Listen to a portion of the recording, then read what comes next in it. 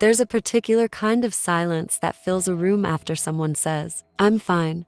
It's a silence that knows better. We've all been in that room. Or maybe we've been the one saying it. We smile, we nod, we assure the world that we have moved on. And for a while, we might even believe it ourselves. But then, out of nowhere, a scent, a song, a single word spoken in a certain tone, and you are right back there. The floor drops out from under you, and you realize that time hasn't healed a thing. Why is it that some people can walk through a fire and emerge as if it was just a warm breeze, while others carry a single ember for a lifetime, forever afraid of the ash? If you have ever wondered why the past has such a long shadow, why some memories feel more like physical wounds than distant events, then you are not alone. And the answer has less to do with what happened to you, and more to do with what happened inside you after the event was over. Think about it for a moment. What is a painful memory really? We tend to treat memories like photographs in an album. An event happens, we file it away, and we can choose to look at it or ignore it. But for people who can't forget pain,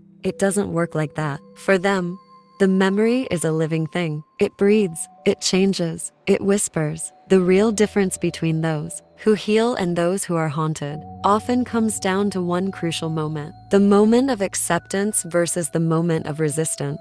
When we experience trauma or deep hurt, our mind has a natural defense mechanism. It tries to make sense of the chaos. It tries to find a reason, a pattern, something we can control. But for some, the mind cannot find a neat resolution. So, it keeps the file open. It keeps replaying the tape, hoping to find a different ending. This is where the psychology of rumination comes into play. When you ruminate, you aren't just remembering, you are reliving. It's a mental loop where you analyze the same painful thoughts over and over. But here's the twist. Your brain doesn't know the difference between the original event and the vivid memory of it. The amygdala, the brain's alarm system, fires up just as intensely as it did on day one. So, the pain isn't just remembered, it is physically felt. But there is a deeper, more unsettling reason why some people keep their pain so close. Sometimes the pain becomes a part of their identity. It becomes the story they tell themselves about who they are. If they were to let go of the pain,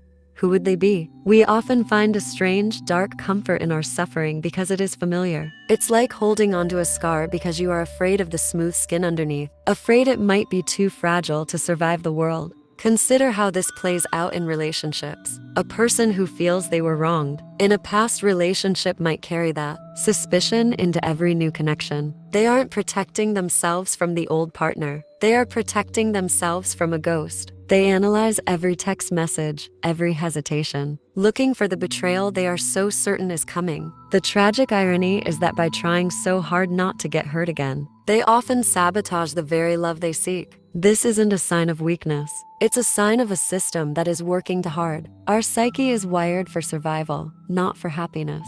It will gladly sacrifice your present peace to keep you safe from a past threat. But the world changes. The threat is gone. You are just living in a mental echo chamber, reacting to a memory instead of responding to reality. This is why we see people who have experienced immense suffering, like Viktor Frankl, who wrote about finding meaning in the Holocaust, emerge with a profound sense of purpose. They didn't forget the pain. They integrated it. They asked a different question. They stopped asking, "Why did this happen to me?" and started asking, "What can I do with this?" Those who are trapped by their pain are trapped by the question of why.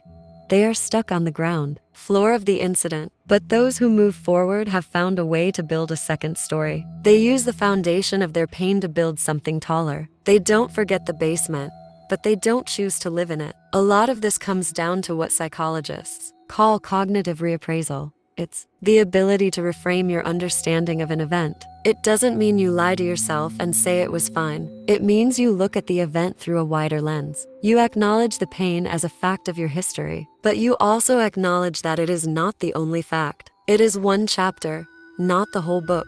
And yet, there is a modern trap that makes all of this infinitely harder. Social media. In the past, when you were hurt, you processed it privately or with a small circle of support. Today, there is a temptation to broadcast your pain, to rehearse your narrative for an audience. When you post about your trauma and you get likes and supportive comments, your brain registers that as a reward. You are being rewarded for being in pain. This creates a subconscious incentive to stay stuck. It turns your suffering into a currency for social connection, and you become afraid to heal because you fear losing that connection. It's a silent epidemic of performative pain. So, what does the path out look like? It starts with a single, often terrifying, act of courage. You have to be willing to say, "This pain is part of my story, but it is not my name."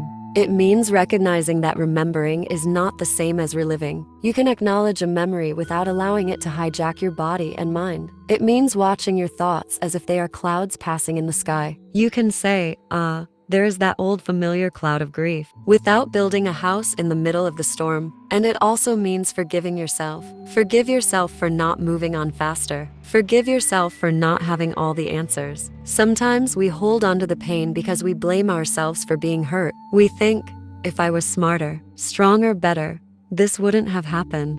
That self-blame is a chain. You have to break it. There is profound freedom in realizing that you don't have to wait for an apology from the person who hurt you. You don't have to wait for an explanation that makes sense. You can give yourself the closure you seek. You can decide that today, the weight of this memory is too heavy, and you are going to set it down, not because the memory isn't important, but because you are. If this conversation resonates with you, if you find yourself caught in the current of the past, we want you to know that you are not broken. You are simply learning to navigate a pain that was never meant to be carried alone. And part of that journey is finding a community of people who are also trying to understand themselves better. If you find value in exploring the hidden psychology of human behavior and want to be part of these conversations, please consider subscribing to Thoughtic. We're glad you're here. So, here is the final reflection. The truth is, you might never forget the pain, but you don't have to. You don't have to erase the past to free the future. You just have to stop opening the door every time the past knocks. One day, you will wake up, and the memory will be there. But you'll realize you've simply run out of energy to give it. The grief will feel quiet. The anger will feel cold. And you'll look at that old pain not as a chain around your neck, but as a scar on a body that survived. And in that moment, you won't be the person who was hurt. You will be the person who healed anyway.